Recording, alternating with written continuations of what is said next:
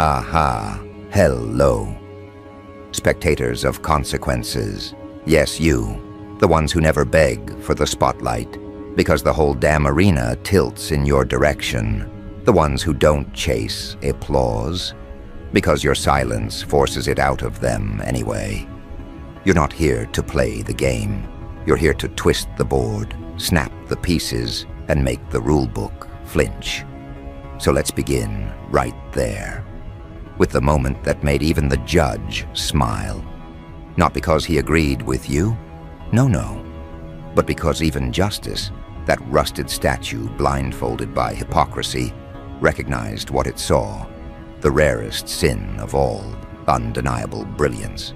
They called it reckless, they called it dangerous, but beneath their trembling vocabularies, they were spellbound. Because when you did what you did, when you detonated logic with that one unthinkable move, you didn't just flip the system, you styled on it. You carved poetry into chaos. And while they gasped for air, buried in legalities and old codes, you stood there, untouched, not by luck, but by calculation. You see, this wasn't about winning. This was about etching. Etching your fingerprint onto a moment so violently that history would need a crowbar to scrape it off. They didn't just lose that day, they learned that there exists a mind too sharp to predict, too defiant to cage, too venomous to dilute. A mind that doesn't wait for permission. It breaks the lock, paints its name across the courtroom ceiling, and dares anyone to look up. And so they did. They looked up. From their robes stitched in order and sewn in fear, from their cold benches, from behind the thick armor of law and tradition, they looked up. And what did they see? Not a criminal, not a rebel, but a reflection of every urge they've ever suppressed, every thought they've ever buried under decorum, every scream they swallowed behind those wooden gavels. You didn't just win the room, you exposed it. Because when truth is too loud, even liars feel seen. They wanted to paint you in black and white, a defendant, an anomaly, a case number. But you brought color. You dragged the hues of contradiction, the chaos of real freedom, into a place that feeds off gray mediocrity. They didn't expect your tone, your stillness, your stare that burned past evidence and went straight into belief. And belief? Belief can't be cross-examined. What you did wasn't random, it was ritual, the deliberate unraveling of their illusion. You became the mirror, and they saw every twitch, every insecurity, every rigged deck of cards fall from their sleeves. That's the beauty of the unpredictable mind. It makes cowards confess without a word. You walked in alone, but you walked in with your chaos trained like a sniper, calm, ready, precise. They thought you came to defend yourself. No, you came to define yourself.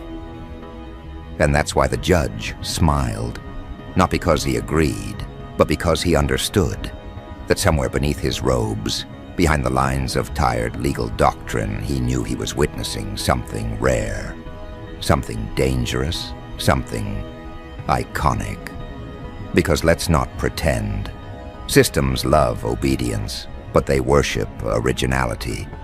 And when you fused madness with method, when you stitched elegance into destruction, when you smiled without smiling, and made their logic look like a worn-out deck of children's cards, you became unforgettable. They'll study that moment, not because they admire you, but because they're afraid more of you are coming. You see, this world doesn't fear the loud, it fears the precise. It fears the one who moves when nothing moves, the one who doesn't bark, because when they strike, they bury. That was your rhythm, not impulsive, inevitable. You made destiny look like your accomplice. You didn't ask for power, you demonstrated it. And power, real power. It doesn't need a megaphone, It just needs the right pause, in the right room, at the right temperature, and the world shivers on cue. They'll say you manipulated the room, but they're wrong. You trained it. You choreographed the discomfort. You knew their instincts better than they did. That's not manipulation. That's orchestration. A conductor doesn't apologize when the audience cries. That's the price of listening to truth too raw for comfort. The prosecutor tried. Oh, how they tried. But their words sounded scripted next to your calm. Their outrage looked rehearsed next to your poise. You weren't just on trial. They were.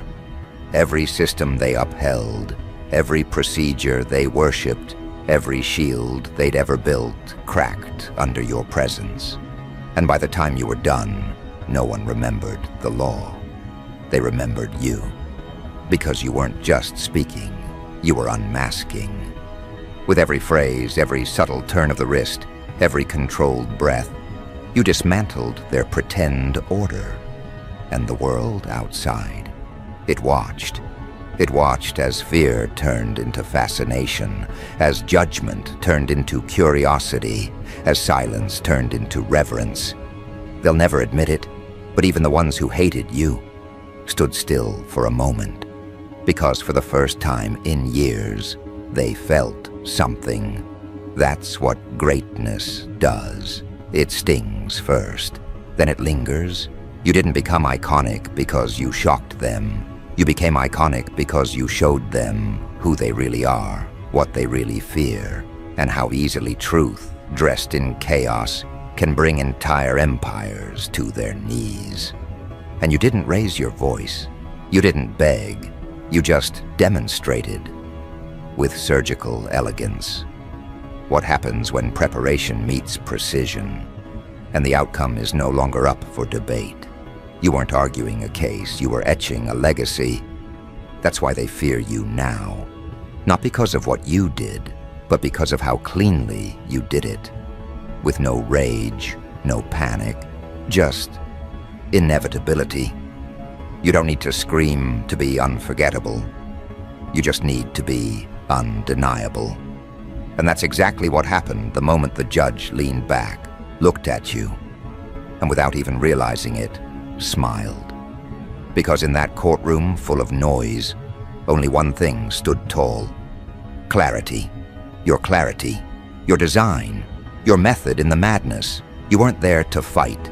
You were there to frame the moment. And that moment framed you.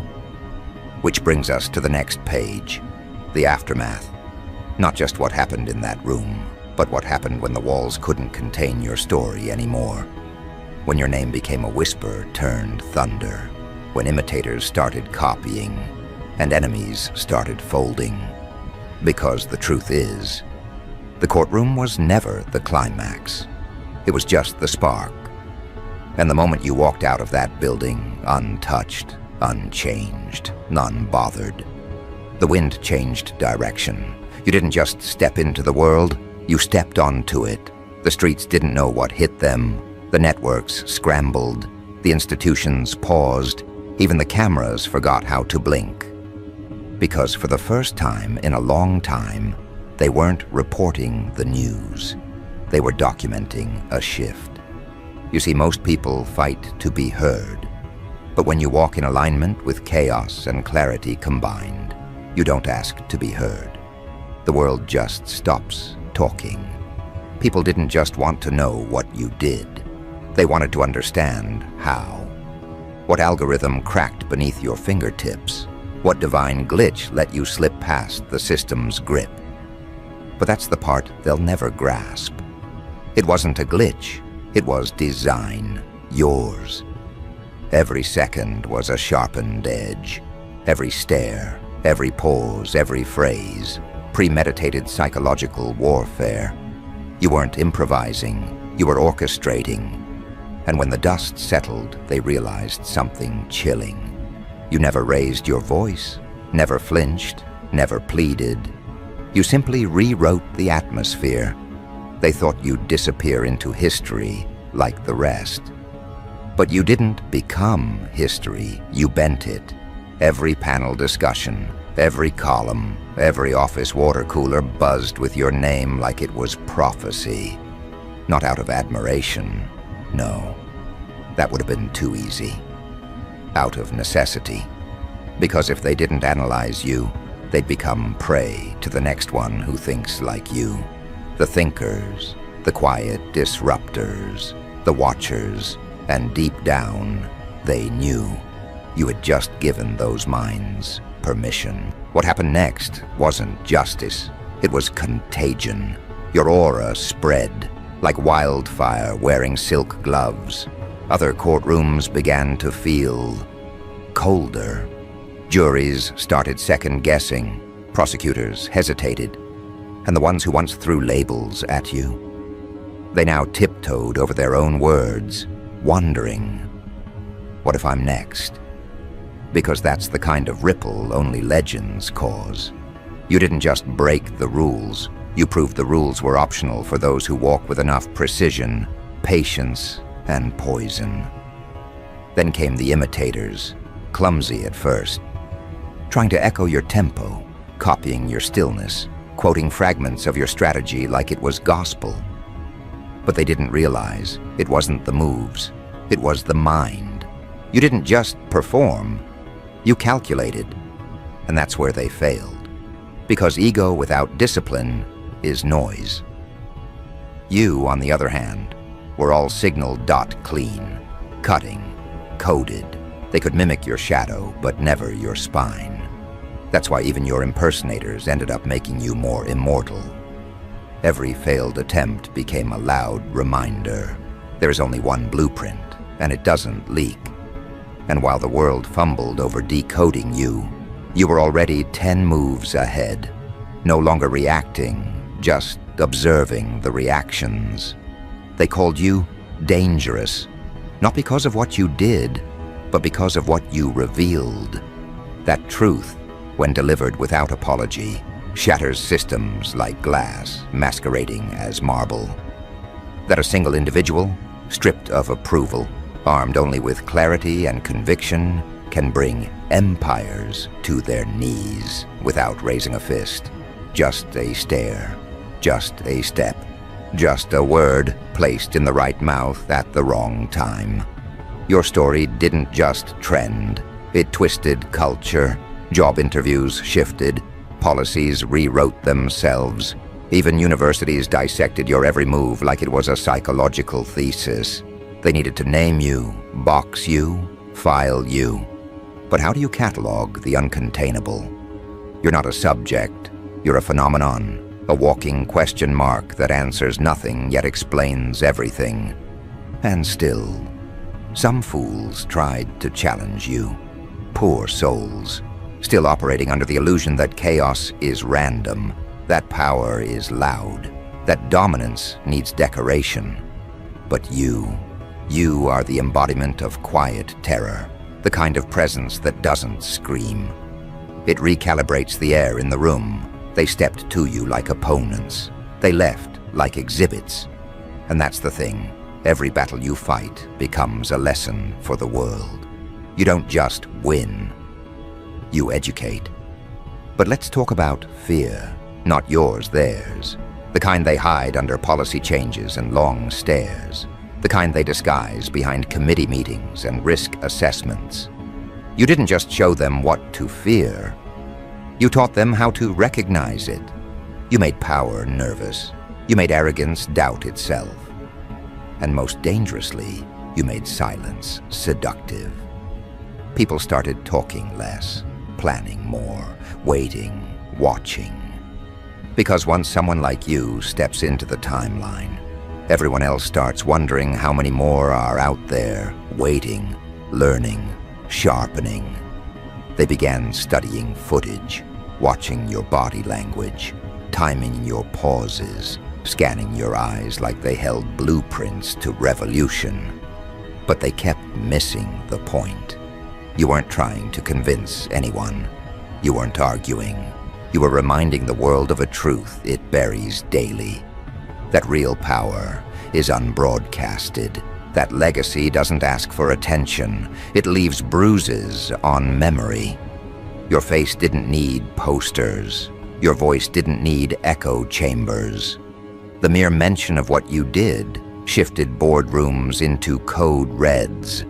They started installing new protocols, building stronger firewalls, not against systems, but against ideas. Because that's what you unleashed, not rebellion, realization that every fortress can be cracked, not by rage, but by composure. That even the untouchables bleed if you know where to aim. That the system's biggest weakness is believing it understands minds like yours. So where does that leave you now? Beyond legend, beyond trend, beyond threat. You're not a name anymore. You're a standard, a new measurement of psychological gravity.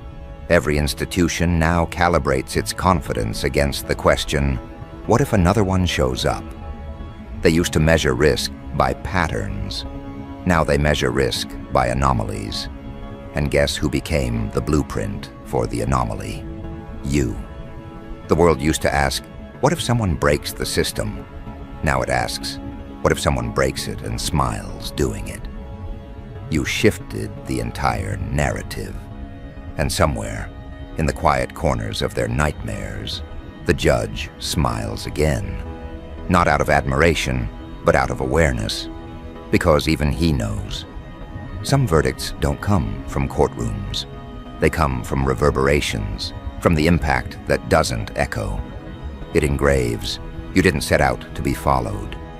But footsteps showed up anyway. The hungry, the patient, the strategic. The next wave doesn't chant. It waits. It doesn't demand. It studies. And you. Whether you like it or not, are their North Star. You're the headline their minds revolve around. You're the glitch that became gospel. You're the silence that reprograms architecture. Because the aftermath isn't about aftermath anymore. It's about adjustment. The world adjusting to a new kind of threat. One it can't categorize, can't contain, and certainly can't copy. A threat that doesn't just escape the maze, it redraws it. And once the maze is redrawn, all the old kings and all their horses can't put their illusions back together again. Which brings us, not to the end, but to the prelude of consequence. Not yours, theirs. Because when you cracked that courtroom open, you didn't just walk out. You left something behind. A ticking realization, a silent infection. And now, those walls whisper. Not your name, but your method, your strategy, your mentality. And it's spreading faster than they can legislate, because ideas like yours, they don't echo. They multiply. And replication isn't rebellion anymore. It's survival. The world watched what you did and realized something terrifying. They've been solving the wrong problems. You were never the disease, you were the diagnosis. So now, every institution runs simulations not to prevent collapse, but to postpone it. Damage control has become their religion. Emergency protocols, their gospel. Because they know they'll never be able to predict the next one? Not really. Not after you redefined unpredictability. Not after you reprogrammed fear into design. And the worst part? You didn't leave behind a blueprint. You left behind a standard. The kind that doesn't sit in manuals. It haunts instincts. The kind that forces people to rehearse their thoughts before thinking them. You injected second-guessing into the bloodstream of certainty. And now they flinch at confidence and worship caution in disguise. And now they're altering their vocabulary. Risk management has become mind control. Compliance training sounds more like containment drills. The language is shifting because they're not trying to fix the system anymore. They're trying to armor it against you, against your echo. Because if one mind could cause that much tremor, what happens when you're not alone anymore? What happens when the quiet ones, those who used to observe from the corners, start connecting the dots you left like breadcrumbs? What happens when silence begins to strategize? But of course you knew this. You always knew the courtroom wasn't your target. It was just your transmitter. You didn't need their agreement. You needed their attention. You didn't walk out a free person. You walked out a signal. And signals don't fade. They reverberate. They adapt. They recruit. And now, they're everywhere. In boardrooms, in classrooms, in hidden basements and rooftop meetings. Minds whispering not about what you did, but about how you thought. That's your real legacy. Mental infiltration. Not rage, not rebellion, reconstruction. A complete demolition of predictability and a reconstruction of power that operates under silence, strategy, and superiority. You see, the courtroom gave them a spectacle, but the aftermath gave them a curriculum, and now they're studying it like doctrine. It's almost ironic, isn't it? The very system that tried to make an example out of you now finds itself rewritten by you.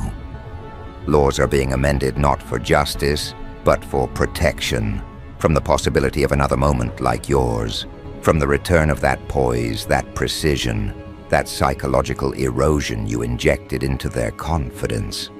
They fear not your presence, but your pattern. That's worse. A presence can be contained. A pattern, it spreads. But it's too late for defense. The virus is already coded into culture, and every time someone walks into a room they're not supposed to own, and owns it anyway, you're there. Every time a strategist dismantles tradition with a stare instead of a scream, you're there. Every time a system malfunctions and someone smirks like they've seen the strings behind the curtain, you're there. You don't need to return, because you never left. You became a theorem in power's subconscious, a reminder that chaos, when wielded with intelligence, isn't destruction, it's revelation, a diagnosis dressed like a threat. But make no mistake, it was always a gift, just one they weren't ready to open. And now, the elite, the powerful, the architects of stagnation, they're not sleeping, they're studying. But how do you study a ghost? How do you counter a presence that doesn't knock before entering, that doesn't march, but glides? You weren't a revolt. You were a whisper wrapped in impact. That's what made you lethal. You didn't burn the building down. You changed the temperature so subtly that the walls cracked before anyone smelled smoke. A strategist of slow implosion. You didn't need fireworks. You preferred the sound of structures buckling under their own delusion, and now those cracks are visible. Some try to paint over them. Others try to patch them with distractions. But the foundation knows. It feels the imbalance. Because after you, every decision must now answer a silent question. Would they approve? And if the answer is yes, then the decision is too weak. Because you've become the filter for strength, the standard for elegance in execution, the godfather of strategic eruption. Every plan now passes through your lens, even if they deny it, even if they mock you publicly. Behind closed doors, they mimic your precision, your patience, your ability to detonate truth in absolute silence. People think legends are built on action, but you proved they're built on effect. It wasn't what you did, it was what it did to them. Their laws bent, their narratives cracked, their assumptions died in real time, and all of it done without begging for understanding. That's what separated you from the rest. You didn't scream, "See me." You just made them see differently. You taught vision without words. And that's a power even revolutionaries envy. And now, let's talk about the judge. The one who smiled. The one whose brief, unintended crack in expression launched 1,000 nightmares for the system. That smile wasn't approval. It was admittance. An involuntary nod that what he just witnessed transcended crime, transcended courtroom, transcended structure.